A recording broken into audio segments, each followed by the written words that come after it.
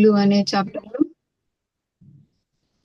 14వ శ్లోకం నుంచి తెలుసుకుందాము. ముందుగా మంగళాచరణ్. ఓం అజ్ఞాన తిమిరాంధస్య జ్ఞానాంజన శలాకయా చక్షురున్మిళితం యేన తస్మై శ్రీ గురవే నమః. శ్రీ చైతన్య మనోభీష్టం స్థాపితం యేన భూతలే స్వయం రూపా కదా మహ్యం దదాతి స్వపదాంతికం. వందేహం శ్రీ గురు శ్రీయుతాపదకమలం శ్రీ గురూన్ వైష్ణవాంశ్చ శ్రీ రూపం సాగ్రజాతం సహగణ రఘునాథాన్వితం తాం సజీవం సాద్వైతం సావధూతం పరిజన సహితం కృష్ణ చైతన్య దేవం శ్రీ రాధా కృష్ణ పాదాం సహగణ లలితా శ్రీ విశాఖాన్వితాంశ్చ. హే కృష్ణ కరుణా సింధో దీన బంధో జగత్పతే గోపేశ గోపికా కాంత రాధాకాంత నమోస్తుతే. తప్త కాంచన గౌరాంగి రాధే వృందావనేశ్వరి వృషభానుసుతే దేవి ప్రణమామి హరి ప్రియే. వాంఛాకల్పతరుభ్యశ్చ కృపా సింధుభ్యేవ చ పతితానాం పావనేభ్యో వైష్ణవేభ్యో నమో నమః. अनंत कोटि वैष्णव वृंद की जय. जगत गुरु श्रील प्रभुपाद की जय. पतित पावन गुरु महाराज की जय. जय श्री कृष्ण चैतन्य प्रभु नित्यानंद श्री अद्वैत गदाधर श्रीवासादि गौर भक्त वृंद. हरे कृष्णा कृष्ण कृष्ण हरे हरे हरे राम राम राम हरे हरे. हरे कृष्ण माताजी. दंडवत प्रणाम टू ऑल ऑफ यू. ఈ రోజు మనము భగవద్గీతలోని 14వ అధ్యాయం ప్రకృతి త్రిగుణములు 14వ శ్లోకం వరకు 13వ శ్లోకం వరకు పోయిన వారం చెప్పుకున్నాము. అది ఒకసారి రీక్యాప్ చేసుకుందాము. ఈ అధ్యాయంలో శ్రీకృష్ణ భగవానుడు మొదటగా ఏం చెప్తారు అంటే ప్రకృతి త్రిగుణముల గురించి ఈ అధ్యాయంలో శ్రీకృష్ణ భగవానుడు ఎక్స్ప్లెయిన్ చేస్తారు. తను చెప్పబోయే ముందు శ్రీకృష్ణ భగవానుడు వినిపిస్తా ఉందా? చెప్పు. తను చెప్పే okay. Hare Krishna. Thank you.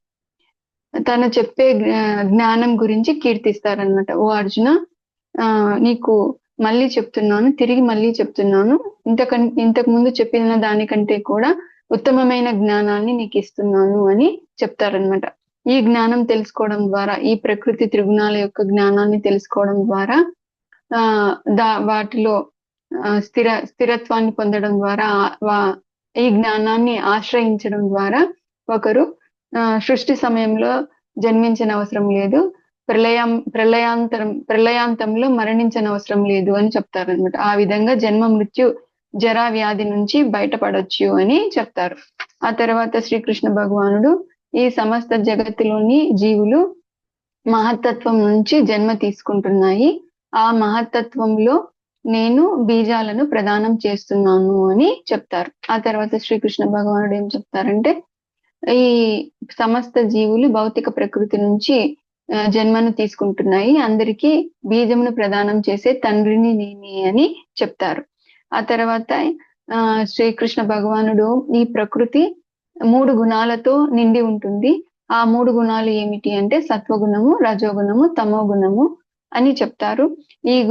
ఎప్పుడైతే జీవుడు ఈ భౌతిక ప్రకృతి యొక్క సంపర్కంలోకి వస్తారో, అంటే ఈ భౌతిక ప్రకృతి ఇవ్వబడిన దేహంను స్వీకరిస్తాడో, అప్పుడు ఈ గుణాలతో బందీ అవుతాడు, బద్ధం అవుతాడు అని చెప్తారనమాట.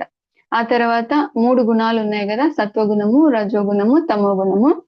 ఒక్కొక్క గుణము జీవుణ్ణి ఎలా బంధిస్తుంది అనే విషయాన్ని చెప్తారన్నమాట. ఒక సత్వగుణంలో ఉండే వాళ్ళు ఎలా ఉంటారంట, నిర్మలత్వత్ అంటే వాళ్ళు పవిత్రంగా ఉంటారు, పవిత్రమైన పనులే చేస్తారు, పాప ఫలితము ఉండదు కాబట్టి కష్టాలు అనేటివి అనుభవించరు, కాబట్టి వాళ్ళు సుఖభావనని, అందరి చేత గౌరవాన్ని స్వీకరిస్తా ఉంటారు, ఆ సుఖము చేతనే వాళ్ళు బంధించబడతారు అని చెప్తారనమాట. నెక్స్ట్ రజోగుణము ఎలా జీవుణ్ణి బంధిస్తుంది అంటే, రజోగుణంలో ఉండే వాళ్ళకి అపరిమితమైన కోరికలు అనేటివి ఉంటాయి, కాబట్టి వాళ్ళు కామ్యకర్మలలో నెలకొంటారు, ఆ కామ్యకర్మలే వాళ్ళని ఈ భౌతిక జగత్తులో బంధిస్తాయి అని చెప్తారనమాట. ఆ తర్వాత తమో గుణంలో ఉండే వాళ్ళు ఎప్పుడు అజ్ఞానంలో ఉంటారు, మరియు వాళ్ళకు బుద్ధిహీనత అనేది ఉంటుంది, సోమరితనము, నిద్రావస్థలో ఉంటారు. ఈ అజ్ఞానం ద్వారానే వాళ్ళు ఈ భౌతిక జగత్తులో బంధింపబడతారు అని చెప్తారనమాట. ఆ తర్వాత సత్వగుణం సత్వగుణంలో ఉండేవారు సుఖం చేత బంధింపబడతారు, రజోగుణంలో ఉండేవారు కామ్య కామ్య కర్మల చేత బంధింపబడతారు. తమో గుణంలో ఉండే వాళ్ళు అజ్ఞానం చేత బంధింపబడతారు అని చెప్తారు. ఆ తర్వాత ప్రతి మనిషిలోనూ ఈ సత్వ రజస్ తమో గుణాలు అనేటివి ఉంటాయి. కొంతమందిలో సత్వగుణం ఎక్కువగా ఉంటుంది, కొంతమందిలో రజోగుణం ఎక్కువగా ఉంటుంది, కొంతమందిలో తమో గుణం ఎక్కువగా ఉంటుంది. ఈ గుణాల మధ్య పోటీ అనేది జరుగుతూనే ఉంటుందన్నమాట. ఒక్కొక్కసారి రజోగుణము తమో గుణము ఓడిపోయి సత్వగుణము వృద్ధి చెందుతుంది. ఒక్కోసారి సత్వగుణము తమో గుణము ఓడిపోయి రజోగుణం వృద్ధి చెందుతుంది. ఒక్కోసారి సత్వగుణము రజోగుణము ఓడిపోయి తమో గుణము వృద్ధి చెందుతుంది. అలా ఆ గుణముల మధ్య పోటీ అనేది నిరంతరంగా సాగుతూనే ఉంటుంది అని చెప్తారు. ఆ తర్వాత శ్రీకృష్ణ భగవానుడు సత్వగుణం పెరిగినప్పుడు ఏమవుతుంది, రజోగుణం పెరిగినప్పుడు ఏమవుతుంది, తమో గుణం పెరిగినప్పుడు ఏమవుతుంది అనేది చెప్తారనమాట. సత్వగుణం వృద్ధి చెందినప్పుడు సర్వద్వారేషు దేహేస్మిన్ ప్రకాశ ఉపజాయితే, అంటే ఈ నవద్వారములు కలిగిన నవద్వారే పురే దేహి, ఈ సర్వద్వారములలో ప్రకాశం అనేది వస్తుంది అని చెప్తారనమాట. అంటే వాళ్ళకు జ్ఞానం అనేది సంపూర్ణంగా ఉంటుంది. వాళ్ళు ఈ ద్వారాల చేతనే, ఈ నవద్వారాలు, ఈ ముక్కు రంధ్రాలు, నోరు, కళ్ళు, చెవులు, వీటి ద్వారానే మనం ఇంద్రియ భోగం అనేది చేస్తాము. కాబట్టి ఏది తినొచ్చు, ఏది తినకూడదు, ఏది చూడొచ్చు, ఏది చూడకూడదు, ఏది వినొచ్చు, ఏది వినకూడదు అనేది జ్ఞానం అనేది వాళ్ళకు ఉంటుంది. కాబట్టి వాళ్ళు ఇంద్రియాలను కంట్రోల్ చేసుకోగలుగుతారనమాట. అలా వాళ్ళు సుఖంగా ఉంటారు, శుభ్రంగా ఉంటారు, జ్ఞానంతో ఉంటారు అని చెప్తారనమాట. మరి రజోగుణం వృద్ధి చెందినప్పుడు ఎలా ఉంటుంది అంటే వాళ్ళకు విపరీతమైన అనసక్యం గాని కోరికలు అనేటివి ఉంటాయి. ఇది సాధించాలి, ఇది పొందాలి, ఇది పొందాలి, నేను అనుకున్నది పొందాలి అని వాటి కోసం ప్రాకులాట అనేది ఎక్కువగా ఉంటుంది. లోభత్వం అనేది ఉంటుంది. ఎప్పుడు వాళ్ళు ప్రవృత్తి ఆరంభ వాళ్ళ కోరికలను తీర్చుకోవడం కోసము విపరీతంగా కష్టపడి పనులు చేస్తూ ఉంటారనమాట. మరి తమో గుణం వృద్ధి చెందినప్పుడు ఎలా ఉంటుంది అంటే వాళ్ళకు జ్ఞానము ఉండదు, వాళ్ళు రజోగుణంలో ఉండే వాళ్ళలాగా ప్రయత్నము చేయరంట, పనులు చేయరు. ఎప్పుడు వాళ్ళు ఏదో భ్రాంతిలో ఉంటారు, మత్తులో ఉంటారు, నిద్రలో ఉంటారు, సోమరితనంగా ఉంటారు, అజ్ఞానంతో ఉంటారు అని చెప్తున్నారు అనమాట. అంతవరకు మనం తెలుసుకున్నాము పోయిన క్లాస్ లో. ఈ రోజు 14th శ్లోకం చదువుదాము. 14th శ్లోకం నుంచి చదువుదాము. చూడండి. యదా సత్వే ప్రవృత్తే తు ప్రళయం యాతి దేహవృత్ తదోత్తమ విదాం లోకాన్ అమలాన్ ప్రతిపద్యతే. హరే కృష్ణ. ఎవరైనా చదవండి గీతా మాతాజీ.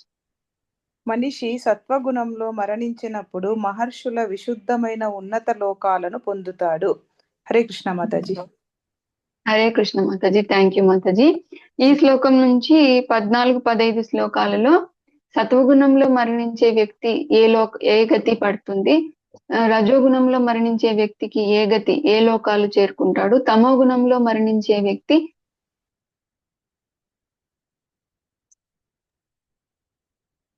వాయిస్ రావట్లేదు మాతాజీ. 14th యాతి దేహభృత్ అంటే దేహాన్ని విడిచే సమయంలో సత్వగుణంలో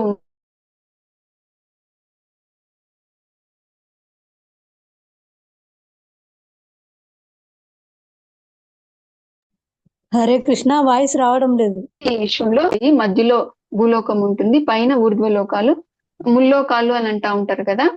పైన 2 minutes పాస్ట్ నుంచి ఇంకొకసారి రిపీట్ చేయండి, మాకు అసలు వాయిస్ ఏ వినపడలేదు.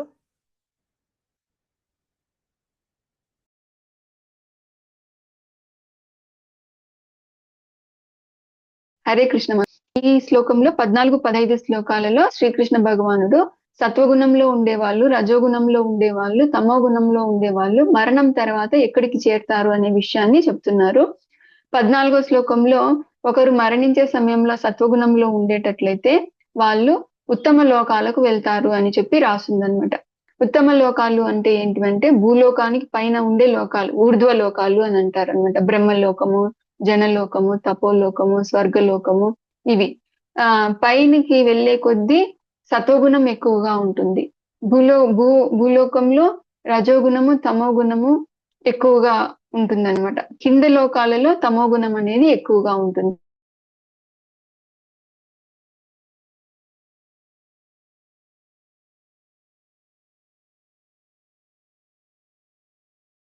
వాళ్ళు అనే పదము ఇంపార్టెంట్ అని చెప్తున్నారు. తదోత్తమ విధాన్ లోకాన్ అమలాన్ ప్రతిపద్యతి. అమలాన్ అంటే ఆ లోకాలలో సత్వగుణం ప్యూర్ మిక్కిలి పవిత్రమైన సత్వగుణం మాత్రమే ఉంటుంది. రజోగుణము తమో గుణం అనేది ఉండదు అని చెప్తున్నారు అనమాట. అంటే మహర్షులు ఉండే ఉత్తమ లోకాలకు వీళ్ళు సత్వగుణంలో ఉండే వాళ్ళు మరణించిన తర్వాత అక్కడికి వెళ్తారు అని చెప్తారనమాట. నెక్స్ట్ శ్లోకంకి వెళ్దాము. 15th శ్లోకము. రజసి ప్రళయం గత్వా కర్మ సంగిషు జాయతే తథా ప్రలీనస్తమసి మూఢ యోనిషు జాయతే. హరే కృష్ణ మాతాజీ. రజోగుణంలో మరణించు వ్యక్తి కామ్యకర్మ రతులలో జన్మించును. తమో గుణంలో మరణించు వ్యక్తి జంతు జాతులలో జన్మించును. హరే కృష్ణ మాతాజీ. హరే కృష్ణ మాతాజీ. ఇక్కడ రజసి ప్రళయం గత్వ కర్మ సంగిషు జాయతే. ఎవరైతే రజోగుణంలో ఉండే వాళ్ళు మరణించినట్లయితే వాళ్ళు కామ్యకర్మ రతులు ఎక్కువ వర్క్ చేసే వాళ్ళు, అంటే కామ్యకర్మలలో నెలకొన్న వాళ్ళు ఎక్కడ ఉంటారో అటువంటి లోకాలకు వెళ్తారంట. మెయిన్ గా భూలోకంలో వాళ్ళు మళ్ళీ తిరిగి జన్మిస్తారనమాట. తథా ప్రలీనస్తమసి మూఢ యోనిషు జాయితే. మూఢ యోనిషు అంటే జంతు జాతులలో వీళ్ళు జన్మిస్తారనమాట. తమో గుణంలో మరణించే వ్యక్తి తిరిగి జంతు జాతులలో జన్మిస్తారనమాట. అందరూ అనుకోవచ్చు ఒకసారి మానవ జన్మ వస్తే మళ్ళీ మనము పశు జన్మలోకి వెళ్ళము అని అనుకోవచ్చు. కానీ ఇక్కడ శ్రీల ప్రభుపాదుల వారు కూడా రాశారనమాట. ఎవరైతే తమో గుణాన్ని ఎక్కువ ఆశ్రయిస్తారో వాళ్ళు మరణం తర్వాత మళ్ళీ మానవ జన్మనే రాదు. జంతు జాతులలో జన్మించే అవసరం వస్తుందన్నమాట వాళ్ళకి. ఇక్కడ ప్రభుపాదుల వారు ఏం రాస్తున్నారో చూడండి. జీవాత్మ మానవ జీవితమును పొందినప్పుడు తిరిగి అధమ స్థితికి పతనము చెందదని కొందరి అభిప్రాయం. కానీ అట్టి భావన సరి అయినది కాదు. ఈ శ్లోకం అనుసరించి తమో గుణమును వృద్ధి చేసుకునిన వ్యక్తి మరణానంతరము పశుజాలములోకి పతనము చెందును. తిరిగి అక్కడి నుండి మానవ జన్మను పొందుటకు వారికి పరిణామ సిద్ధాంతము ద్వారా తమను తాము ఉద్ధరించుకోవలసి వస్తుంది. ఒకసారి మళ్ళీ జంతు జాతుల్లోకి మనము జన్మ తీసుకున్నట్లయితే మళ్ళీ మానవ జన్మ రావడానికి నేచర్స్ లా ప్రకారము పరివర్తనాన్ని అనుసరించే పోవాలన్నమాట. కాబట్టి కనుకనే మానవ జీవితం పట్ల నిజమైన శ్రద్ధ కలవారు సత్వగుణమును అవలంబించి సత్సాంగత్యంలో ఆ గుణములను అధిగమించి కృష్ణ చైతన్యంలో నెలకొనవలను. అదే మానవ జన్మ ఉద్దేశము. లేనిచో మానవుడు తిరిగి మానవ జన్మనే పొందునను ఎటువంటి హామీ లేదు. కాబట్టి ఎవరైతే మానవ జన్మలో ఉన్నాం అంటే మనము మానవ జన్మ పొందినాము కాబట్టి సత్వగుణంలోనే ఉండడానికి ప్రయత్నం చేయాలా.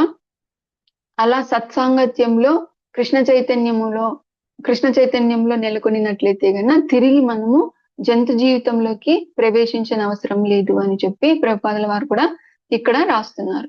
16th శ్లోకంకి వెళ్దాము. కర్మణః సుకృతస్యాహు సాత్వికం నిర్మలం ఫలం రజసస్తు ఫలం దుఃఖం అజ్ఞానం తమసః ఫలం. హరే కృష్ణ. హరే కృష్ణ మాతాజీ. చెప్పండి మాతాజీ. పుణ్యకర్మ ఫలము నిర్మలము సత్వగుణ ప్రధానమైనదిగా చెప్పబడును. కానీ రజోగుణంలో చేయబడిన కర్మ దుఃఖమును కలిగించును. తమో గుణమున చేయబడిన కర్మ అజ్ఞానమును కలిగించును. హరే కృష్ణ మాతాజీ. హరే కృష్ణ మాతాజీ. Thank you Mataji.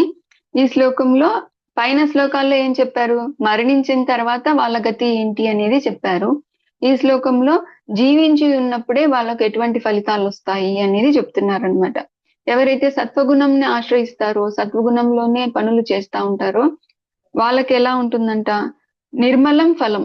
వాళ్ళకి పవిత్రంగా ఉంటారంట, శుభ్రతగా ఉంటారంట, మరియు యాంగ్జైటీ అనేది ఎక్కువగా ఉండదు. ఇప్పుడు అందరూ యాంగ్జైటీతోనే బతుకుతున్నారు కలియుగంలో. అంత ప్రతి దాని గురించి ఆలోచన, చింత ఇది ఎక్కువ. ఈ సత్వగుణంలో మనము ఉండడానికి అలవాటు చేసుకొని సత్వగుణాన్ని ఆశ్రయించినట్లయితే వాళ్ళు శాంతిగా, యాంగ్జైటీ లేకుండా శుభ్రతగా, పవిత్రంగా ఉంటారు. అది ఫలము అని చెప్తున్నారు. రజసస్తు ఫలం దుఃఖం. రజోగుణాన్ని ఆశ్రయించడం ద్వారా, రజోగుణంలో ఒకరు పనులు చేయడం ద్వారా వాళ్ళకి ఏమి ఫలం వస్తుందంట? దుఃఖము, చింత, ఇవే వస్తాయన్నమాట. అజ్ఞానం తమసహ ఫలం. తమో గుణంలో ఉండడం, తమో గుణాన్ని ఆశ్రయించి ఆ గుణంలో పనులు చేయడం ద్వారా వాళ్ళకి అజ్ఞానం అనేది ఫలంగా వస్తుందన్నమాట. అంటే ఇప్పుడు సత్వగుణంలో ఉంటే వాళ్ళు సుఖంగా ఉంటారు, జ్ఞానంతో ఉంటారు, శుభ్రంగా ఉంటారు, యాంగ్జైటీ లేకుండా ఉంటారు. అది వారి ఫలం. అదే రజోగుణంలో ఉన్నారనుకోండి, వాళ్ళకు దుఃఖం వస్తుందంట. ఎట్లా వస్తుంది దుఃఖము అంటే, ఇప్పుడు రజోగుణం అంటే ఏంటి? వాళ్ళకు విపరీతమైన కోరికలు అనేటివి ఉంటాయన్నమాట. అనసక్యం గాని కోరికలు. అన్ని భౌతిక వస్తువులు నా దగ్గరే ఉండాలి, అన్ని భౌతిక సుఖాలు మా ఇంట్లోనే ఉండాలి.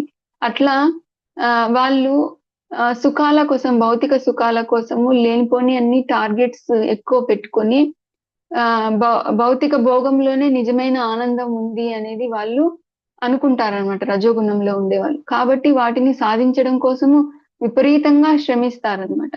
ఇప్పుడు ఒక పెద్ద ఒక 10 అంతస్తుల బిల్డింగ్ కట్టాలనుకోండి, కట్టాలి అని అతని కోరిక. అప్పుడు ఆ బిల్డింగ్ కట్టాలంటే ఎంత డబ్బులు ఖర్చు పెట్టాలి, అంత డబ్బులు ఎంత ఎక్కువగా శ్రమ పడితే అంత డబ్బులు సంపాదించగలుగుతారు. ఆ తర్వాత అది కట్టేటప్పుడు ప్రతి స్టెప్ లోనూ అతను తన డబ్బు ఎక్కడ వేస్ట్ అవుతుందో, కరెక్ట్ గా యూజ్ అవుతుందో లేదో, తను అనుకున్న రిజల్ట్ వస్తుందో లేదో అన్నట్టు ప్రతి క్షణము ఆందోళన చెందుతూ ఉంటాడు, టెన్షన్ పడతా ఉంటాడు. ఆ తర్వాత అంత పెద్ద భవంతిని కట్టడానికి ఎంతమంది పని చేయాలి, చాలా చాలా ఎక్కువ భౌతిక శ్రమ మానవులు శ్రమించవలసిన అవసరం ఉంటుంది. కాబట్టి నాకు ఈ గృహము కలదు, ఇంత ధనము కలదు అని భావించి కొంత మానసిక సంతోషం అయితే ఉంటుంది తప్ప, ఇది నా ఇల్లు అని కట్టుకున్న తర్వాత ఇది నా ఇల్లు అని కొంత మానసిక సంతోషం అయితే ఉంటుంది. కానీ అది ప్రాసెస్ లో, కట్టుకునే ప్రాసెస్ లో మళ్ళీ ఆ తర్వాత దాన్ని పోగొట్టుకుంటానేమో అన్న భావంతో ఎప్పుడూ దుఃఖంలోనే ఉంటాడు రజోగుణంలో ఉండే వ్యక్తి. ఇంకా తమో గుణంలో ఉండే వ్యక్తి ఏం చేస్తారు అంటే గన, అతనికి ఏది చేస్తే రైట్, ఏది చేస్తే రాంగ్ అనేది కూడా తెలియదన్నమాట. ఇక్కడ ప్రభుపాదుల వారు చాలా రాశారు. భాష్యంలో ఏం రాశారు అంటే, వాళ్ళు ఏ పని చేయాలో తెలియదు కాబట్టి మరణానంతరం వాళ్ళు పశుజాలంలో జన్మించినట్లు చేస్తారనమాట. ఈ పశు జీవితము అనేది ఎల్లప్పుడూ దుఃఖములతో కూడి ఉంటుందన్నమాట. కానీ మాయ కారణం చేత వాళ్ళు ఆ విషయాన్ని తెలుసుకోలేరు తమో గుణంలో ఉండేవాళ్ళు. ఇప్పుడు మాంసభక్షణ చేయడం తప్పు అనేది తెలిసినా కూడా సత్వగుణంలో ఉండే వాళ్ళు అంగీకరిస్తారేమో, అవునా తప్ప అని అంగీకరించవచ్చు. కానీ తమో గుణంలో ఉండే వాళ్ళకి ఇది చెప్పినా కూడా అర్థం అవ్వదన్నమాట. అంటే మాంసభక్షణ చేయడం ద్వారా ఏమవుతుంది అంటే, ఇక్కడ ప్రభుపాదుల వారు ఏం రాస్తున్నారంటే, ఏ జీవిని అయితే మనము చంపి నాన్ వెజ్ గా తింటున్నామో నెక్స్ట్ ఆ జీవి ఎలాంటి జన్మ తీసుకుంటుందంట, మనల్ని చంపడానికి ఇక్కడ ఏమని రాస్తున్నారు అంటే గన ప్రభుపాదుల వారు, అట్టి అమాయక జీవజాతులను వధించుటకు కూడా తమోగుణ ప్రభావమే కారణం. అజ్ఞానము చేత జంతువులను వధించువారు భవిష్యత్తులో తాము చంపు జంతువు తమను చంపుటకు తగిన దేహమును పొందునని గ్రహించలేరు. అంటే మనం ఏదైనా ఒక జీవిని, గొర్రెనో మేకనో చంపి తిన్నామంటే మనల్ని చంపడానికి శక్తి ఉండే దేహాన్ని భగవంతుడు ఆ జీవికి ఇస్తారనమాట.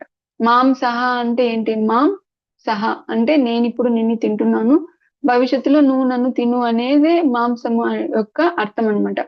మనం ఏ జీవిని అయితే చంపి తింటున్నామో అదే జీవి మనల్ని చంపడానికి దేహాన్ని తీసుకుంటుంది అని చెప్పి శాస్త్రాలలో రాసి ఉంది అన్నమాట. ఈ విషయం మనము తమో గుణంలో ఉన్న వ్యక్తికి చెప్తే అసలు అతను అర్థమే చేసుకోలేడు అనమాట. ఇప్పుడు మనం ఎవరినైనా హత్య చేశామనుకోండి, పోలీసులు పట్టుకుంటారు, చట్టాలు ఉన్నాయి, విధిస్తాయి. కానీ మాంసం తినడం వల్ల నన్ను ఎవరు శిక్షించడం లేదు, ఎవరు ఈ కోర్టులు ఏవి నాకు శిక్ష పడడం లేదు అంటే అది తప్పు కాదు అని మనం అనుకోకూడదు. ఎందుకంటే భగవంతుని దృష్టిలో అందరూ తన బిడ్డలే. ప్రతి జీవి భగవంతుని యొక్క అంశనే. వాళ్ళ కర్మానుసారము వాళ్ళ కోరికల్ని బట్టి ఒక్కొక్కరికి ఒక్కొక్క శరీరం ఇవ్వబడి ఉంటుంది. కానీ ప్రతి జీవి కూడా ఒక ఆత్మనే, భగవంతుని అంశనే, భగవంతుని బిడ్డనే. కాబట్టి ఒక బిడ్డ ఇంకొక బిడ్డని చంపుతుంది అంటే తండ్రి ఒప్పుకుంటాడా? ఒప్పుకోడు. కానీ మనం ఇక్కడ తప్పించుకోవచ్చు, జంతువధ చేసి మనం తప్పించుకోవచ్చు. కానీ శ్రీకృష్ణుని చట్టంలో అది నేరమే. అదే విషయము ఇక్కడ ప్రభుపాదుల వారు రాస్తున్నారన్నమాట. అజ్ఞానం చేత జంతువులను వధించువారు భవిష్యత్తులో తాము చంపు జంతువు తమను చంపుటకు తగిన దేహమును పొందునని గ్రహించలేరు. కానీ అది ప్రకృతి నియమము, అదే నేచర్స్ లా. మానవ సంఘంలో హంతకుడు ఉరితీయబడును, అది ప్రభుత్వ చట్టము. అట్టి ప్రభుత్వ చట్టముల వలనే శ్రీకృష్ణ భగవానుని సంపూర్ణ చట్టము ఒకటి కలదని మానవులు అజ్ఞానం చేత గ్రహించలేరు. జీవులందరూ దేవాతి దేవుని సంతానమైనందున భగవానుడు చిన్న చీమనైనను చంపుటను సహించడు. అట్టి ప్రతి కార్యముకును మానవుడు ఫలితమును అనుభవించవలసి ఉండును. జిహ్వ రుచి కొరకై జంతువులను వధించుట గొప్ప అజ్ఞానం. భగవానుడు అనేక చక్కటి వస్తువులను ఆహార నిమిత్తమై సమకూర్చుట చేత జంతువులను వధించనవసరము మానవునకు లేదు. అయినను ఎవరైనా మాంసభక్షణను కొనసాగించినచో వారు అజ్ఞానంతో వర్తిస్తూ తమ భవిష్యత్తును అంధకారము చేసుకుంటున్నారని ఎరుగవలెను. కాబట్టి ఎవరైతే మాంసభక్షణ చేస్తారో వాళ్ళు తమ గుణంలో ఉన్నట్టు వాళ్ళు మరి తర్వాత జన్మలలో జంతు జాతులలో జన్మించవలసి వస్తుంది. ఈ మాంసభక్షణలో కూడా ఈ గోవుని చంపడం అనేది, గోమాంసము తినడం అనేది అత్యంత హేయమైన కార్యము.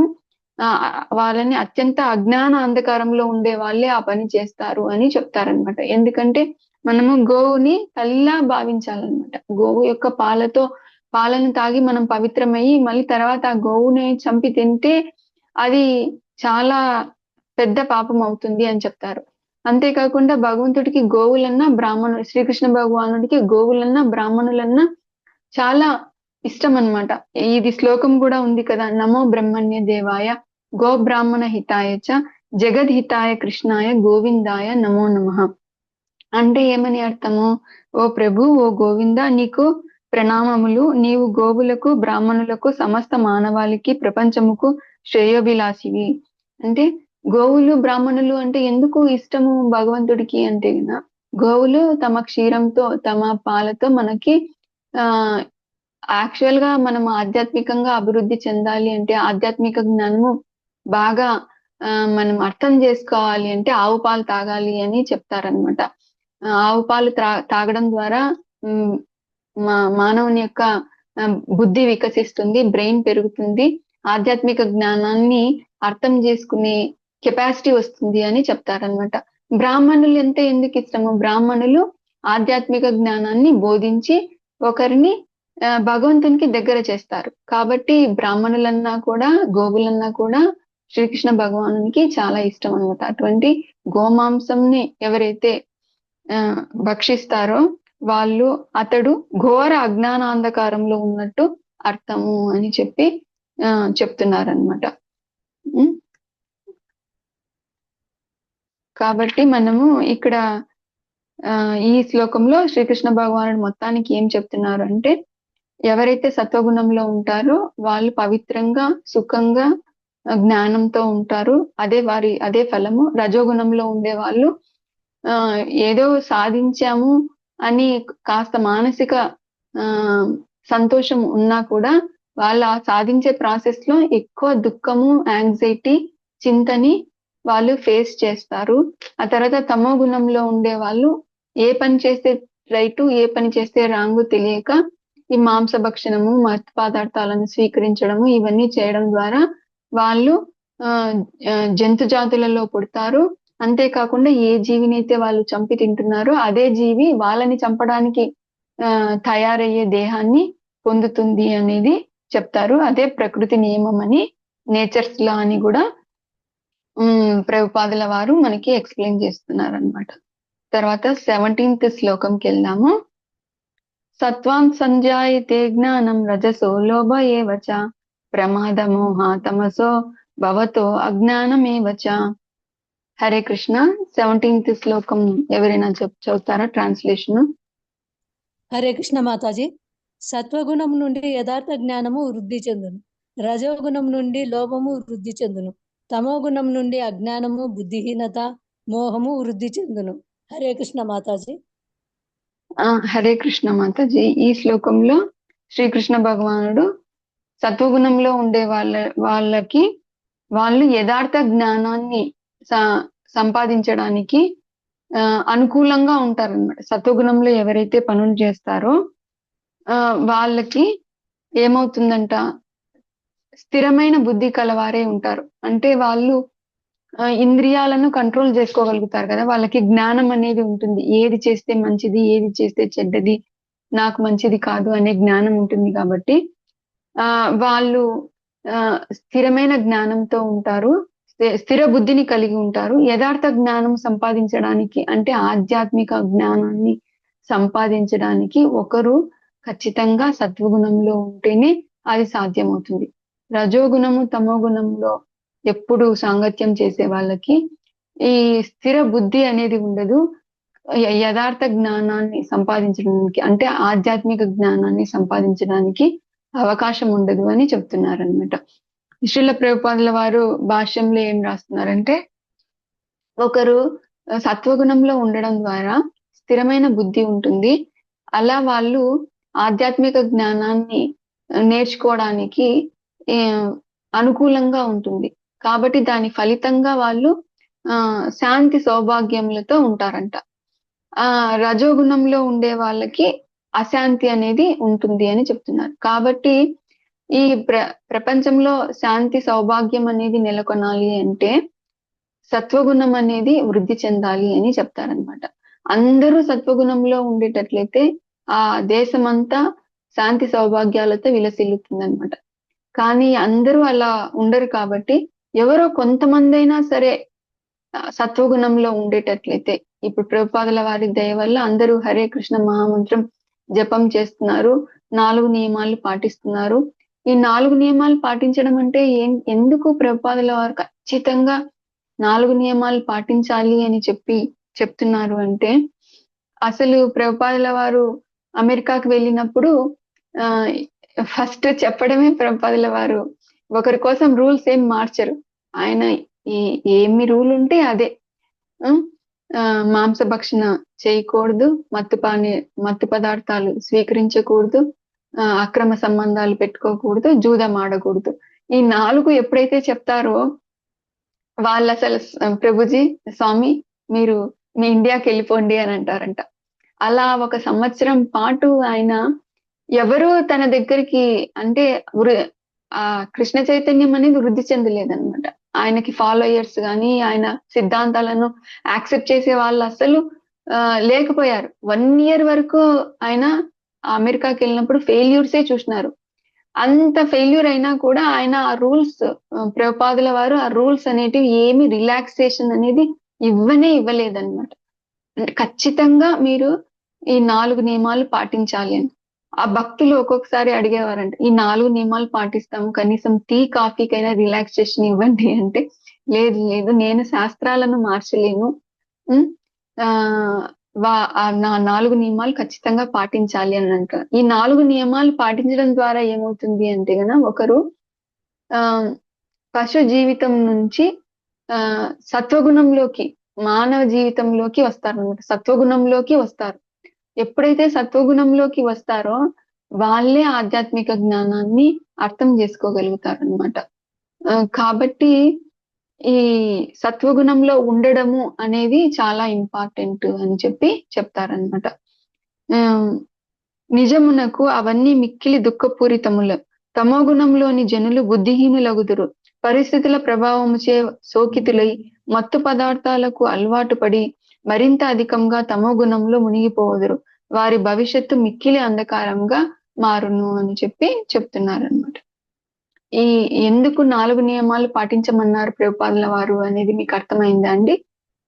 ఆ 4 నియమాలను మనం పాటించడం ద్వారా ఒకరు సత్వగుణంలో నెలకొంటారనమాట. నెక్స్ట్ శ్లోకంకి వెళ్దాము. 18th శ్లోకము. ఊర్ధ్వం గచ్చంతి సత్వస్థ మధ్యే తిష్టంతి రాజస జగన్యగుణ వృత్తిస్థ అదో గచ్చంతి తామస.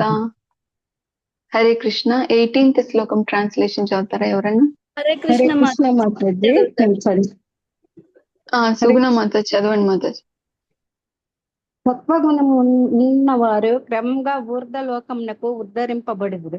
రజోగుణము ఉండున్న వారు భూలోకం నందు నివసించురు. హేయమైన తమో గుణము నొందున్న వారు నరకలోకమునకు పతనము చెందుదురు. హరే కృష్ణ మాతాజీ. హరే కృష్ణ మాతాజీ. Thank you. శ్లోకంలోనే మీనింగ్ అంతా వచ్చేసింది. ఊర్ధ్వం గచ్చంతి సత్వస్థ అంటే సత్వగుణంలో ఉండే వాళ్ళు ఊర్ధ్వలోకాలకు వెళ్తారంట. మరణించిన తర్వాత ఊర్ధ్వలోకాలకు వెళ్తారు. అంటే బ్రహ్మలోకము, జనలోకము, మహర్షులు ఉండే లోకము, మహాభక్తులు ఉండే లోకాలకు వెళ్తారనమాట. ఆ ఊర్ధ్వలోకాలలో రజోగుణము, తమో గుణం అనేటివి ఏమీ ఉండవు అనమాట. అదే రజోగుణంలో మరణించే వ్యక్తి ఈ భూలోకంలో వస్తారంట. ఈ భూలోకంలోనే మళ్ళీ జన్మిస్తారనమాట. భూలోకంలో ఎలా ఉంటుంది? మిక్స్డ్ గా ఉంటుంది. కొద్దిగా సత్వగుణము, కొద్దిగా రజో తమో గుణాలు ఎక్కువగా ఉంటాయి. కొద్దిగా సత్వగుణం కూడా ఉంటుంది. ఇంకా మరి తమో గుణంలో ఉండే వాళ్ళు మరణించిన తర్వాత ఎక్కడికి వెళ్తారంటే అధో లోకాలకు వెళ్తారంట. నరక లోకాలకు వెళ్తారు. వాళ్ళు జంతు జాతులలో మరి వాళ్ళకి జంతు జాతులలో జన్మ ఇవ్వబడుతుంది అని చెప్తున్నారు అనమాట కృష్ణుడు, శ్రీకృష్ణ భగవానుడు. నెక్స్ట్ శ్లోకంకి వెళ్దాం. 19th శ్లోకము. నాణ్యం గుణేభ్య కర్తారం యదా ద్రష్టాను పశ్యతి గుణేభ్యశ్చ పరం వేత్తి మద్భావం సోధిగచ్చతి. హరే కృష్ణ. హరే కృష్ణ మాతాజీ. చదివేదా? చదవండి. సర్వ కర్మలలో ఈ ప్రకృతి త్రిగుణముల కంటేను అన్యుడైన కర్త మరొకడు లేడని చక్కగా గ్రహించి త్రిగుణాతీతుడైన పరమ పురుషుని ఎరుగగలిగినప్పుడు మానవుడు నా దివ్య భావమును పొందును. హరే కృష్ణ మాతాజీ.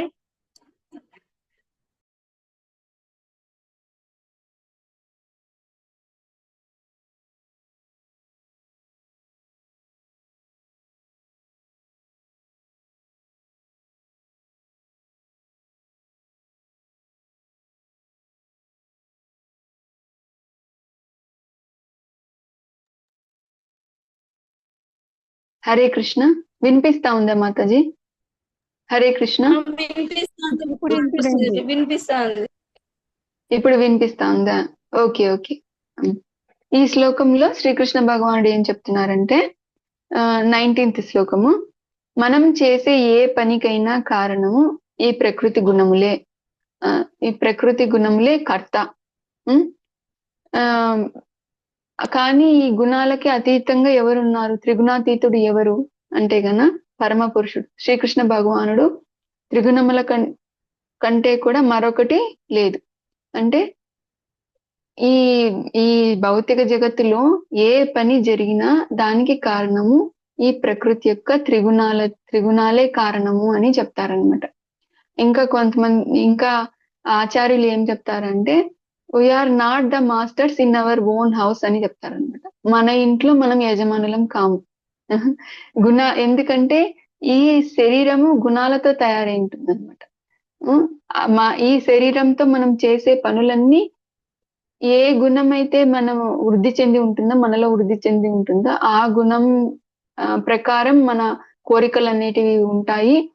ఆ కోరికలని భగవంతుడు శాంక్షన్ చేస్తే ఆ తర్వాత గుణాలే ఆ పని చేసుకుంటూ వెళ్ళిపోతాయంట.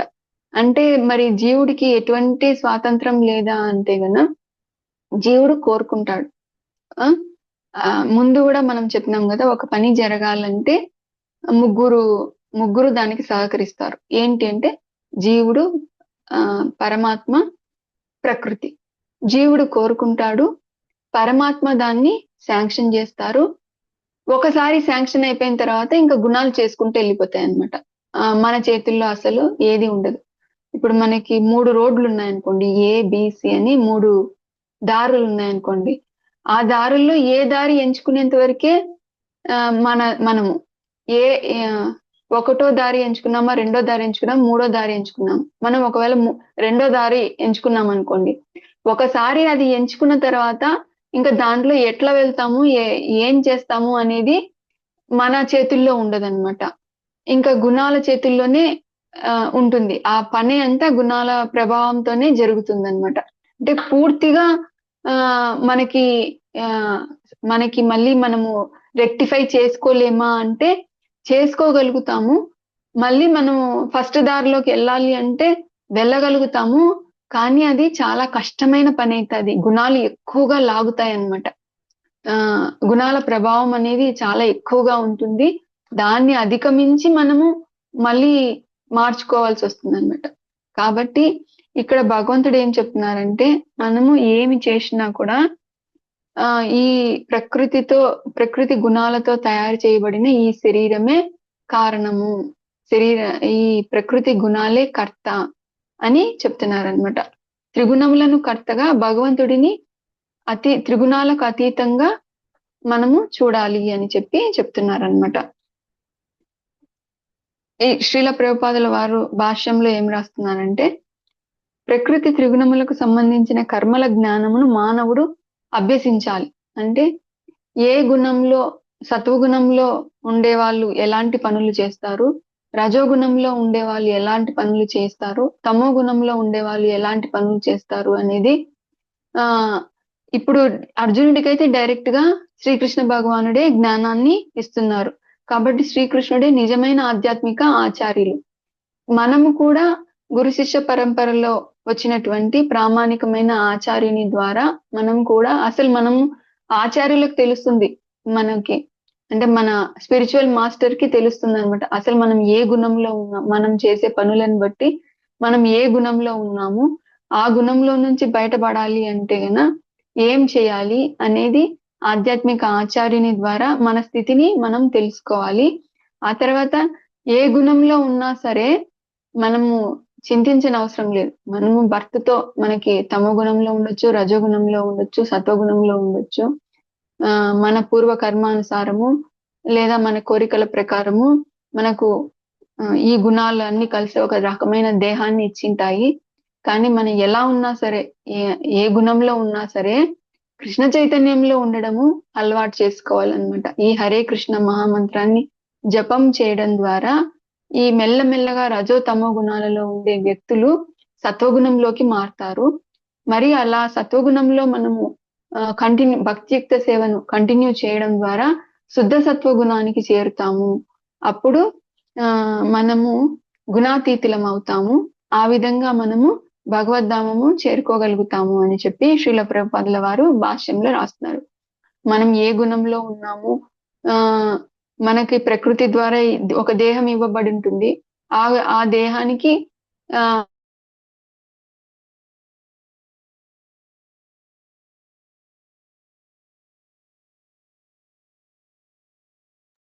వాయిస్ రావడంలే మాతాజీ. అది ఎలా అంటే కృష్ణ చైతన్యాన్ని ఆశ్రయించడం ద్వారా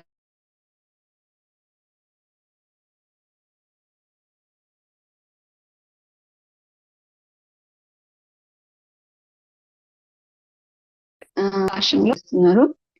నెక్స్ట్ 20 శ్లోకంకి వెళ్దాము. గుణానేతానతీత్యత్రీన్ దేహి దేహ సముద్భవాన్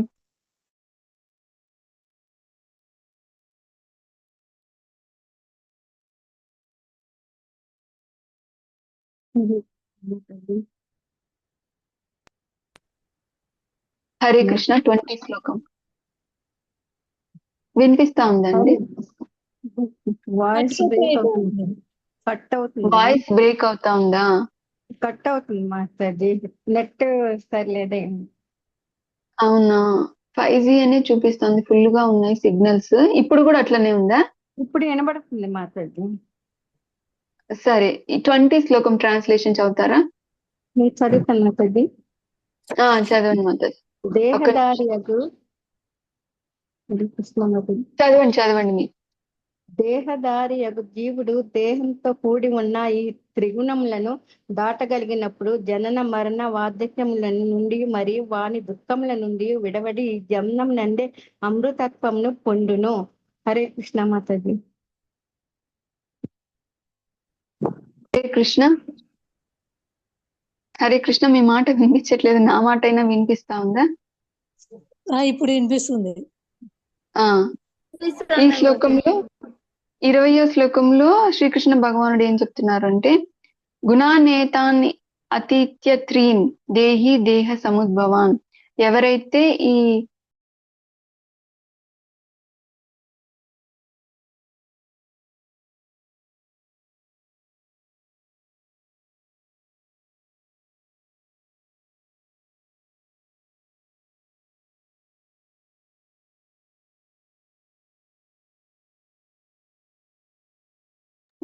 మాతాజీ వ్యాధి వ్యాధి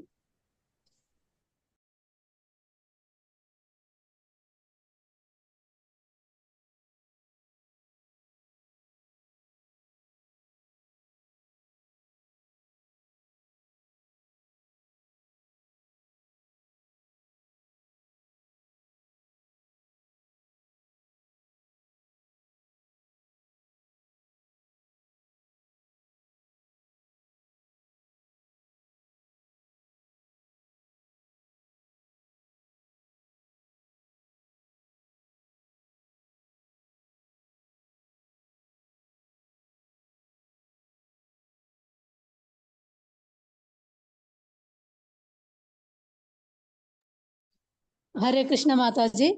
అర్జునుడు ప్రశ్నించను ప్రియమైన హే ప్రభు, ఈ త్రిగుణములకు అతీతుడైన వాడు నీ లక్షణముల ద్వారా తెలియబడును.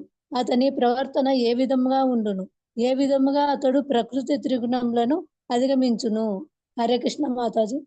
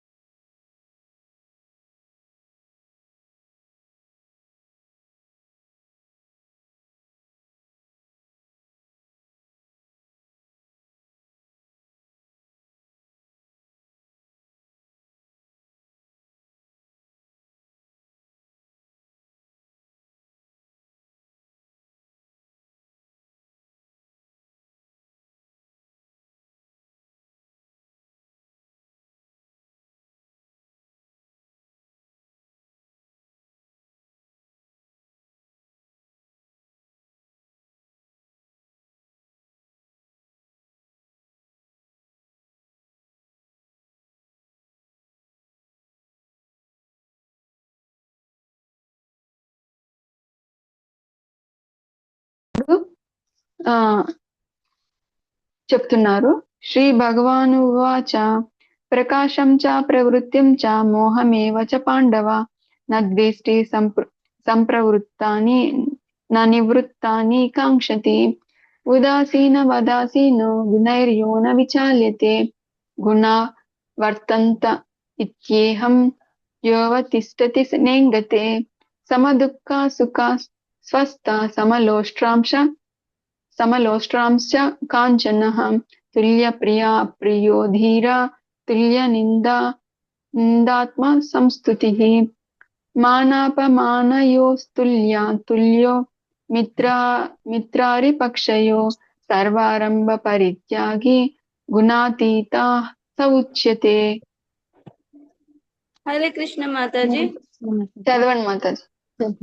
దేవాది దేవుడైన శ్రీకృష్ణ భగవానుడు పలికెను, ఓ పాండుపుత్ర, ప్రకాశము, ఆసక్తి, మోహము కలిగినప్పుడు వాటిని ద్వేషింపని వాడు, లేక అవి లేనప్పుడు వాటిని కాంక్షింపని వాడు, ప్రకృతి గుణములే పనిచేస్తున్నావని ఎరిగి వాని ద్వారా కలుగు ఈ ప్రకాశాదులలో నిశ్చయత్వమును మరియు స్థిరత్వమును కలిగి తటస్థుడై ఆధ్యాత్మిక స్థితిలోనే నెలకొని ఉండేవాడు. తన ఆత్మయందే ప్రతిష్ఠితుడై సుఖదుఖములను సమానంగా భావించేవాడు. మట్టి ముద్ద, రాయి, బంగారములను సమదృష్టితో చూచేవాడు. ప్రియాప్రియములలో సమముగా వర్తించేవాడు. నిందాస్తుతులలో, మానాపమానములలో సమచిత్తము కలిగిన ధీరుడు. శత్రుమిత్రులను సమముగా చూచువాడు. భౌతిక కర్మలన్నింటినీ విడిచిన వాడు అయిన వ్యక్తి ప్రకృతి త్రిగుణములను అధిగమించగలిగిన వాడుగా చెప్పబడు. హరే కృష్ణ మాతాజీ. Thank you Mataji. ఈ శ్లోకంలో శ్రీకృష్ణ భగవానుడు గుణాతీతుడైన వ్యక్తి యొక్క లక్షణాల గురించి చెప్తున్నారు అనమాట. ప్రకాశం చ ప్రవృత్తిం చ మోహమేవ చ పాండవ. ప్రకాశం అంటే ఏ గుణం యొక్క లక్షణము? సత్వగుణం యొక్క లక్షణము. ప్రవృత్తి అంటే రజోగుణం యొక్క లక్షణం. మోహం, భ్రాంతి అనేది తమో గుణం యొక్క లక్షణం. ఈ మూడు గుణాలతో ఏ పని జరిగినా కూడా వాటి వల్ల వచ్చే ఫలితం మీద అతను ఆ గుణాలతో మనం ఏదో ఒక గుణంతో మనము పని చేస్తాం. ఆ పని చేయడం ద్వారా ఒక ఫలితం అనేది వస్తుంది. ఆ ఫలితం మీద ఎటువంటి ద్వేషము ఉండదు, ఎటువంటి కోరిక ఉండదు. అంటే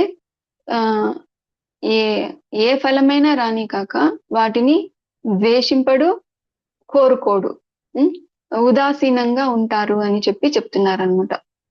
ఉదాసీన వదాసీన గుణైర్యోనా విచాల్యతే. అంటే ఈ గుణాల వల్లనే పనులు జరుగుతున్నాయి. ఆ గుణాల చేసే పనుల వల్లనే ఫలితాలు అనేటివి వస్తున్నాయి. గుణాలే కర్త అని తెలుసుకొని అతను ఉదాసీనంగా ఉంటాడనమాట. అంటే ఆసక్తి లేకుండా ఉంటాడు. అలాగని పనులు చేయడం అంటే పని చేస్తాడు, కానీ ఆసక్తి లేకుండా చేస్తాడు. ఒకవేళ ప్రతికూలమైనది వచ్చినప్పుడు కూడా ఫలితంగా నా విచాల్యతే అంటే అతను చెలింపడు. ఈ గుణముల ప్రభావంతోనే వచ్చిన ఫలితాన్ని నేను కోరుకున్నా, ఆ ఫలితాన్ని నేను ద్వేషించినా, నేను గుణముల యొక్క ప్రభావంలోనే ఉన్నట్టు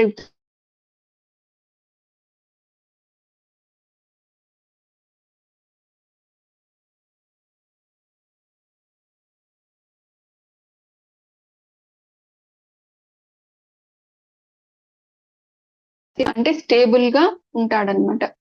అంటే ఉదాసీనత అంటే ఏంటి అంటే, ఇప్పుడు మీకు ఒక చిన్న ఎగ్జాంపుల్ చెప్తాను.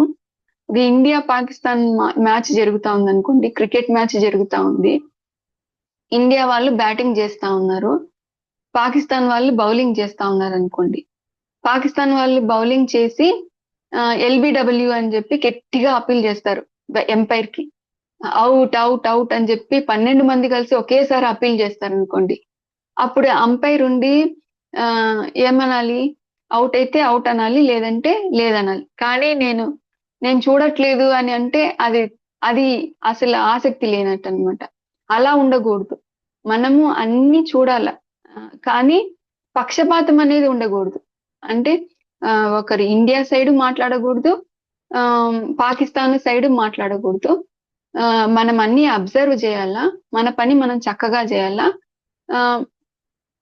పార్షియాలిటీ అనేది ఉండకూడదు అనమాట. అర్థమైందండి? అంటే మనము ఏ పనిని ఇంట్రెస్ట్ లేకుండా ఉండకూడదు, ఇంట్రెస్ట్ తోనే చెయ్యాలి, కానీ ఫలితం మీద ఆసక్తి అనేది ఉండకూడదు అనమాట. ఏది వచ్చినా సరే తీసుకోవాలి అన్నట్టు అనమాట. తర్వాత వీళ్ళు ఎలా ఉంటారంట, గుణాతీతులైన వ్యక్తుల యొక్క నడవడిక ఎలా ఉంటుందంట? సమదుఃఖ సుఖ స్వస్థ. దుఃఖంలోను సుఖంలోను స్వస్థ అంటే స్థిరంగా ఉంటారు, శాంతితో ఉంటారు అనమాట. సుఖం వచ్చినప్పుడు పొంగిపోవడము, గర్వం రావడము, నేనే సాధించాను అని అనుకోవడము అలా చేయరు. అలాగే దుఃఖం వచ్చినప్పుడు అయ్యో నాకు ఇది ఇలా జరిగింది అని చెప్పి కుంగిపోరు, డిప్రెషన్ లోకి వెళ్ళిపోరు అనమాట. ఆ తర్వాత సమలోష్ట్రాంశ కాంచన. వీళ్ళకు ఎలా అంటే, ఒక మట్టిగడ్డ అయినా సరే, ఒక రాయి అయినా సరే, ఒక బంగారు ముద్ద అయినా సరే వాళ్ళకి 3 సమానంగానే చూస్తారనమాట. అంటే మూడిటికి దేని విలువ దానికి ఉంటుంది, కానీ అన్నిటినీ వాళ్ళు సమానంగానే చూస్తారనమాట. ఎందుకు సమానము అంటే, అవన్నీ భౌతికమైనటివి. అంటే ఏదైనా సరే, ఈ మూడిట్లో ఏదైనా సరే, మట్టినైనా రాయినైనా బంగారమైనా ఏదైనా సరే మరణించిన తర్వాత తనతో తీసుకెళ్ళలేడనమాట.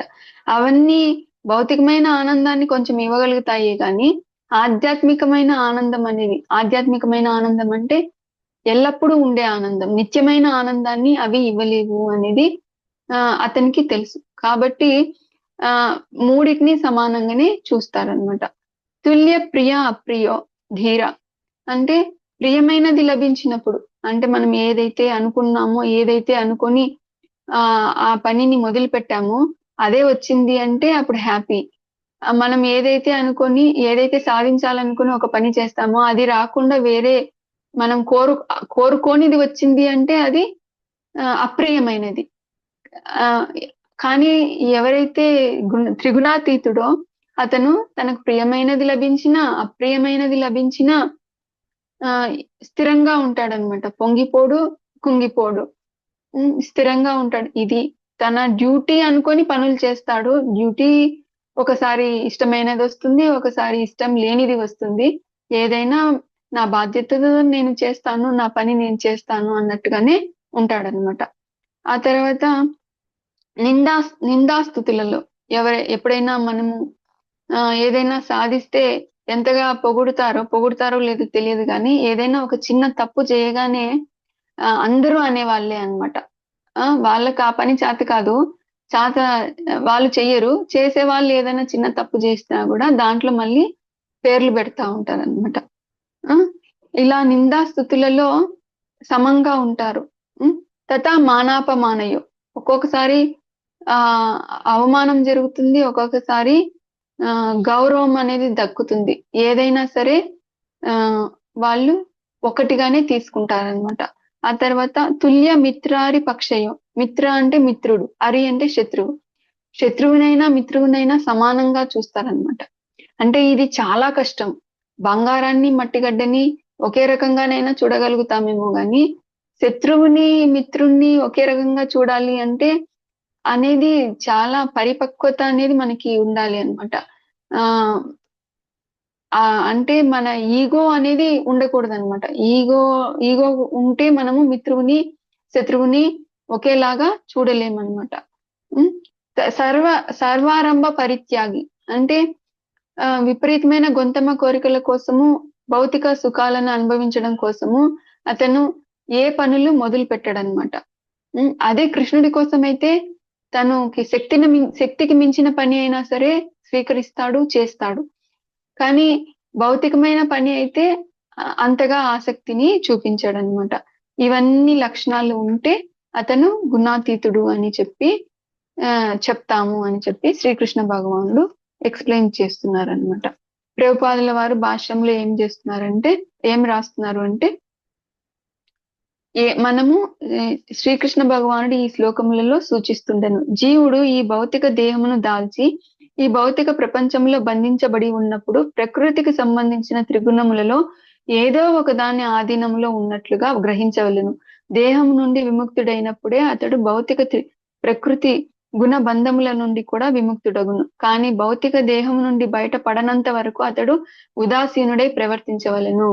అంటే ఒకరు చక్కగా అర్థం చేసుకోవాలన్నమాట. ఈ భౌతిక జగత్తులో ఉన్నంత వరకు ప్రతి జీవి ఏదో ఒక గుణము చేత ప్రభావితం చెందుతూనే ఉంటాడు. ఎందుకు అంటే మన దేహమే గుణములతో తయారై ఉంటుంది, సత్వ రజస్తమో గుణాలతో తయారై ఉంటుంది. కాబట్టి ఇది చక్కగా అర్థం చేసుకొని మనము చేసే పనుల వల్ల వచ్చే ఫలితాలను ద్వేషించకుండా, వాంఛించకుండా ఉదాసీనతతో వర్తించవలెను అని చెప్పి రాస్తున్నారనమాట. కృష్ణ చైతన్యంలో తన విధి నిర్వహణకు అనుకూలమైన వాణినే అతడు అంగీకరించును. లేనిచో రాయి లేక బంగారము ఇతర ఏ భౌతిక వస్తువులతోనూ అతనికి అవసరం లేదు. కృష్ణ భక్తిని కొనసాగించుటకు తనకు తోడ్పడు ప్రతి వ్యక్తిని అతడు ఆప్త మిత్రునిగానే భావించును. అదే విధంగా శత్రువులను పిలువబడే వారిని కూడా ద్వేషించడు. అతడు భౌతిక జీవితముతో తనకు ఎట్టి సంబంధము లేదని పూర్తిగా ఎరిగి ఉండుటచే అతడు సమచిత్తుడై అన్నిటినీ సమానంగా చూచును. తాత్కాలిక ఆందోళనలు మరియు కలతలు పరిస్థితిని చక్కగా ఎరిగి ఉండుటచే అతడు సాంఘిక రాజకీయ విషయములచే ప్రభావితం కూడా చెందడు. సాంఘిక విషయాలు, రాజకీయ విషయాలు వాటితే కూడా ప్రభావితం చెందడు. తన కొరకై అతడు ఎట్టి ప్రయత్నములను చేయుడు. అతడు శ్రీకృష్ణుని కొరకై దేనినైనాను చేయుటకు ప్రయత్నించును. అట్టి ప్రవర్తనతో అతడు వాస్తవముగా గుణాతీత స్థితిలో నెలకొనును. అంటే మనం కృష్ణ చైతన్యం చేయడానికి ఏదైతే మనకి అనుకూలంగా ఉంటుందో వాటినంతా స్వీకరించాలి, ప్రతికూలమైన వాటిని విడిచిపెట్టాలి. మనం కృష్ణ చైతన్యంలో ఉండటానికి తోడ్పడే వ్యక్తిని అతడు ఎలా భావిస్తాడంట, ఆప్త మిత్రునిగా భావిస్తాడంట. అలాగని శత్రువులని కూడా వాళ్ళు ఏమి ద్వేషించరు అని చెప్పి రాస్తున్నారనమాట. తన కోసం తను ఏ ప్రయత్నము చేయడు, కానీ శ్రీకృష్ణ భగవానుని పని అయితే ఎంత పని చేయడానికైనా తను వెనకాడడు అని చెప్పి చెప్తున్నారు. నెక్స్ట్ శ్లోకంకి వెళ్దాం. ఈ శ్లోకాలలో భగవంతుడు ఏం చెప్పినారు, గుణాతీతుడైన వ్యక్తి యొక్క లక్షణాల గురించి చెప్పినారు. ఆ తర్వాత అతని యొక్క ప్రవర్తన గురించి చెప్పినాడు. నెక్స్ట్ శ్లోకంలో ఏం చెప్తారంటే అసలు గుణాతీతం అవ్వాలంటే ఏం చేయాలి అనే దాని గురించి చెప్తున్నారు అనమాట. మాంచయో అవ్యభిచారే నా భక్తి యోగేన సేవతే సగుణాన్ సమతీత్యైతాన్ బ్రహ్మ భూయాయ కల్పతే. హరే కృష్ణ మాతాజీ. చదవండి మాతాజీ. అన్ని పరిస్థితులలో చదవండి మాతాజీ. నా సంపూర్ణ భక్తియుక్త సేవలో నెలకొని ఉండువాడు శీఘ్రమే భౌతిక ప్రకృతి త్రిగుణములను అధిగమించి బ్రహ్మభావ స్థితికి చేరుకొనును. హరే కృష్ణ మాతాజీ. Thank you Mataji. ఇది చాలా ఇంపార్టెంట్ శ్లోకము. మాంచయో అవ్యభిచారైన భక్తి యోగేన సేవతే అంటే ఎవరైతే భక్తియుక్త సేవలో నిశ్చలంగా ఉంటారో, without any fail, without any distraction, ఇంకొక దాని మీదికి మనసు మళ్ళనివ్వకుండా, ఏ డిస్ట్రాక్షన్ లేకుండా నిత్యము ఎవరైతే అవ్యభిచారైన అంటే వితౌట్ ఎనీ డిస్ట్రాక్షన్, ఎటువంటి డిస్ట్రాక్షన్స్ లేకుండా భక్తియుక్త సేవలో నెలకొంటారో అటువంటి వాళ్ళు సగుణాన్ సమతీత్యేతాన్ బ్రహ్మ భూయాయ కల్పతే ఈ గుణాలని అధిగమించి ఆధ్యాత్మిక స్థితికి చేరుకుంటారు అని చెప్పి రాస్తున్నారు అనమాట. అంటే మనము ఈ గుణాలను ఎట్లా అధిగమించాలి అని మనం తలలో ఎక్కువ ఆలోచించాల్సిన పని లేదు. మనం జస్ట్ మన భక్తియుక్త సేవ, మనం రోజు చేసేదే హరే కృష్ణ మహామంత్రాన్ని జపం చేయడము, భగవద్గీత భాగవతం చదవడము, భగవంతుని యొక్క నామరూప గుణలీలలను వినడము, కీర్తించడము, ప్రసాదము స్వీకరించడము, ఇలా భక్తియుక్త సేవ చేయడం ద్వారా ఇంకా వేరే దేని మీదకి మనసు మళ్ళనివ్వకుండా మనము కంటిన్యూగా భక్తియుక్త సేవ చేయడం ద్వారా గుణాలను ఆటోమేటిక్ గా రజస్తమో గుణాల నుంచి సత్వగుణంలో నుంచి శుద్ధ సత్వగుణంలోకి ఒకరు శుద్ధ భక్తునిగా మారుతారు. ఒక భక్తి మార్గము ద్వారానే మనము ఈ గుణాలను అధిగమించగలుగుతాము అని చెప్పి శ్రీకృష్ణ భగవానుడు ఈ శ్లోకంలో చెప్తున్నారనమాట. కనుక మానవుడు దేవాతిదేవుడైన శ్రీకృష్ణుని సేవలో లేదా ఆ భగవానుని స్వరూపాంశ విస్తరణ రూపముల సేవలో అచంచలమైన దృఢ నిశ్చయముతో నెలకొనినచో దాటసఖ్యము గాని ప్రకృతి గుణములను కూడా అతడు సులభముగా దాటగలను. మనకు ముందే చెప్పినారు కదా, దైవీ హీయేష గుణమయి మమ మాయ దురత్యయ అంటే ఇంతకు ముందు కూడా నా ఈ దివ్య మాయా శక్తిని దాటడము చాలా కష్టము, కానీ ఎవరైతే నన్ను శరణాగతి పొందుతారో వాళ్ళు ఈజీగా ఈ మాయను దాటగలుగుతారు అని చెప్పి ముందు చాప్టర్స్ లో కూడా శ్రీకృష్ణ భగవానుడు చెప్పినారనమాట. అలా మనము శ్రీకృష్ణ భగవానునే కాదు, శ్రీకృష్ణ భగవాను యొక్క స్వరూపాంశాలు అంటే విష్ణుమూర్తి, నారాయణులు, రాముడు, నరసింహస్వామి, ఇట్లా ఎవరినైనా సరే మనము భక్తి ప్రపత్తులతో దృఢ నిశ్చయంతో నిత్యము సేవిస్తే ఈ గుణాలను దాటగలుగుతాము అని చెప్తారు. శ్రీకృష్ణ భగవానుడికి ఎంత శక్తిమంతుడో అతని స్వరూపాంశలైన శ్రీరాముడు, నరసింహస్వామి, నారాయణుడు, విష్ణుమూర్తి వాళ్ళు కూడా అంతే శక్తిమంతులు అని చెప్పి ప్రభుపాదుల వారు భాష్యంలో రాస్తున్నారు. నెక్స్ట్ లాస్ట్ శ్లోకంకి వెళ్దాము. బ్రహ్మణో హి ప్రతిష్టాహం అమృతస్యావ్యయస్య చ శాశ్వతస్య చ ధర్మస్య సుఖస్యైకాంతి కస్య చ. హరే కృష్ణ. 27 శ్లోకము ఎవరైనా చదవండి. 27 శ్లోకము ట్రాన్స్లేషన్. హరే కృష్ణ మాతాజీ. చదవండి. అమృతము అనస్వరము శాశ్వతము పరమసుఖములకు సహజ స్థితి అయిన నిరాకార బ్రహ్మముకు నేనే ఆధారము. హరే కృష్ణ మాతాజీ. Thank you Mataji. ముందు శ్లోకంలో ఏం చెప్పినారు? ఇలా భక్తియుక్త సేవలో నెలకొనడం ద్వారా గుణాలను అధిగమించి బ్రహ్మ భూయాయ కల్పతే అంటే ఆధ్యాత్మిక స్థాయికి చేరుకుంటారు అని అంటారు కదా. అంటే ముక్తిని పొందుతారు అని అర్థం. అంటే ఆ బ్రహ్మ జ్యోతికి కూడా బ్రహ్మణోహి ప్రతిష్టాహం అంటే ఆ బ్రహ్మ జ్యోతికి కూడా నేనే మూలము, నా నుంచే వస్తుంది. బ్రహ్మజ్యోతి అంటే ఏంటి? ఎవరైనా చెప్తారా? బ్రహ్మజ్యోతి అంటే? హరే కృష్ణ మాతాజీ. భగవంతుని యొక్క దేహకాంతి మాతాజీ. శ్రీకృష్ణ భగవాను యొక్క దేహకాంతే బ్రహ్మజ్యోతి అన్నమాట. అంటే ఆ బ్రహ్మజ్యోతికి మూలం ఎవరు? శ్రీకృష్ణ భగవానుడు. అంటే బ్రహ్మనోయి ప్రతిష్టాం అంటే ఆ బ్రహ్మముకి కూడా నేనే మూలాన్ని, నా నుంచే వస్తా ఉంది. నా శరీరం యొక్క దేహకాంతే ఈ బ్రహ్మజ్యోతి. మరి ఆ బ్రహ్మజ్యోతి యొక్క లక్షణాలను గురించి కూడా ఇక్కడ ఎక్స్ప్లెయిన్ చేశారు. అది అమృతము అంటే అనస్వరమైనది, శాశ్వతమైనది, పరమ సుఖముకు సహజ స్థితి అయిన నిరాకార బ్రహ్మముకు నేనే ఆధారము. అంటే బ్రహ్మానందము, భక్తి ఆనందము అని రెండు ఉంటాయి. ఎవరైతే బ్రహ్మజ్యోతిలో లీనం అవ్వాలని అనుకుంటారో వాళ్ళకి బ్రహ్మానందాన్ని పొందుతారు వాళ్ళు. ఎవరైతే భక్తియుక్త సేవలో నెలకొంటారో వాళ్ళు భక్తి ఆనందాన్ని పొందుతారనమాట. ఈ బ్రహ్మానందం కంటే కూడా భక్తి ఆనందం అనేది ఇంకా ఒక మెట్టు పైననే ఉంటుంది అనమాట. ఎందుకంటే భగవంతునితో మనము ప్రేమ వినిమయం అనేది ఉంటుంది. భగవంతుని యొక్క సేవలో మనము లవింగ్ రిలేషన్షిప్స్ ఎక్స్చేంజ్ అనేది ఉంటుంది కాబట్టి ఇంకా ఎక్కువ ఆనందం అనేది ఉంటుంది. ఈ శ్లోకంతో ఈ చాప్టర్ ముగిస్తున్నాము. ఈ చాప్టర్ లో మెయిన్ గా శ్రీకృష్ణ భగవానుడు ప్రకృతి త్రిగుణముల గురించి చెప్పినారు.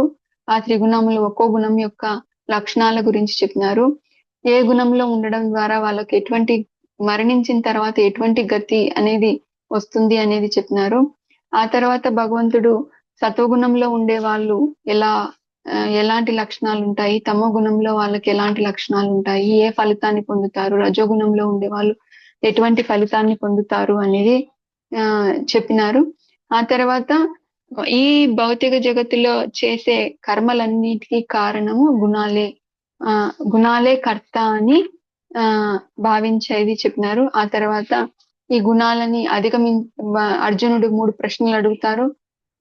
త్రిగుణాతీతుడు అయినారు అని చెప్పి ఒక వ్యక్తి గుణాతీతుడు అయినారు అని మనం ఎలా తెలుసుకుంటాము? అతని లక్షణాలు ఎలా ఉంటాయి, అతని నడవడిక ఎలా ఉంటుంది, అసలు గుణాతీతం అవ్వాలంటే ఏం చేయాలి అనే విషయాన్ని అడుగుతారు. అప్పుడు భగవంతుడు ఒకరు త్రిగుణాతీతులు అవ్వాలి అంటే భక్తియుక్త సేవ, నిశ్చలమైన భక్తియుక్త సేవలో నెలకొంటే ఖచ్చితంగా త్రిగుణాలను అధిగమించగలుగుతారు అనేది చెప్పారు.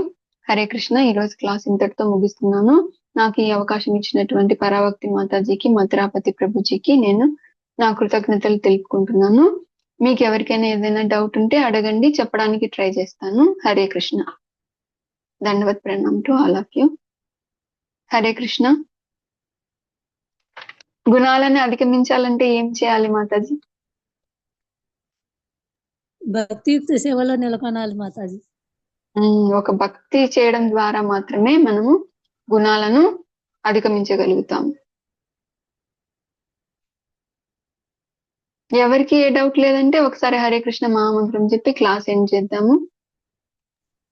హరే కృష్ణ హరే కృష్ణ కృష్ణ కృష్ణ హరే హరే హరే రామ హరే రామ రామ రామ హరే హరే. కృపా సింధుభ్యేవ చ పతితానాం పావనేభ్యో వైష్ణవేభ్యో నమో నమః. అనంత కోటి వైష్ణవ భక్త బృంద की जय. जगद्गुरु श्रील प्रभुपाद की जय. पतित पावन गुरु महाराज की जय. नामाचार्य श्रील हरिदास ठाकुर की जय. హరే కృష్ణ. నెక్స్ట్ మనము 15th చాప్టర్ పురుషోత్తమ యోగం గురించి తెలుసుకుందాం నెక్స్ట్ వెడ్నెస్డే. హరే కృష్ణ. దండవత్ ప్రణామ్. లీవ్ అవుదామా? హరే కృష్ణ మాతాజీ. హరే కృష్ణ మాతాజీ, దండవత్ ప్రణామ్. హరే हरे కృష్ణ कृष्ण माता जी, दंडवत प्रणाम। హరే కృష్ణ.